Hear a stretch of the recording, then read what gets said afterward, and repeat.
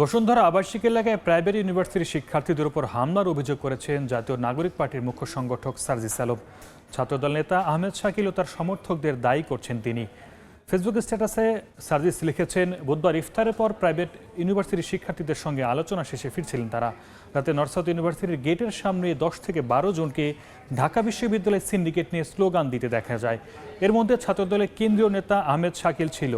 তাদের কথা শুনতে গেলে ইচ্ছাকৃতভাবে গালিগালাজ করতে থাকে। বিব্রত পরিস্থিতি সৃষ্টির উদ্দেশ্য বুঝতে পেরে দুপক্ষকে চলে যেতে বলেন। সার্জিস জানান, তিনি চলে যাওয়ার পর শাকিলের নেতৃত্বে সন্ত্রাসীরা প্রাইভেট ইউনিভার্সিটির শিক্ষার্থীদের উপর ধারালো অস্ত্র নিয়ে হামলা করে। এতে কয়েকজন আহত হয়েছেন। শাকিল সহ জড়িতদের দ্রুত আইনের আওতায় আনার দাবি জানিয়েছেন তিনি।